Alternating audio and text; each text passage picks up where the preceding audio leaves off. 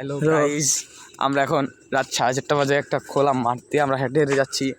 আমাদের জানের এখন অনেক রিস্ক। এখানে গোবর একটা এলিয়েনের হাগু পেয়ে গেছি আমরা। এখন আমরা চলে যাচ্ছি গবেষণা করতে করতে। গাইস এখানে দেখুন কত অন্ধকার, আমার চারপাশে শুধু গাছ আর গাছ, শুধু গাছ।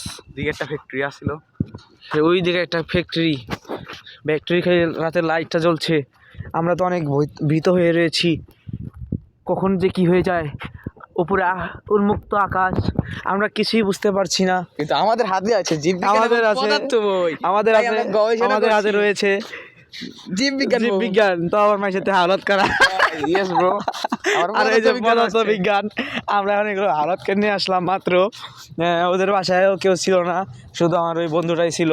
আর এই যে আমরা দরজা থাপড়া থাপড়ি করে খুইলার থেকে নিয়ে আসলাম। তো গাইস, এটা তো আসল ব্যাপার নয়।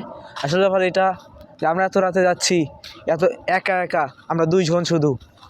কখন যে কি এসে আমাদের সামনে এসে দাঁড়ায় আমরা তো কিছুই বুঝতে পারছি না।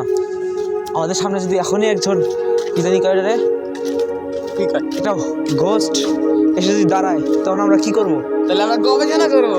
আমাদের সামনে একটা কি দেখা যাচ্ছে সেটা কি দেখাচ্ছে? কি দেখা যাচ্ছে ভাই? ক্যামেরা কি দেখা যাচ্ছে না? দেখতে পাচ্ছেন আপনারা? সামনে কি ভাই? ভাই ভাই ভাই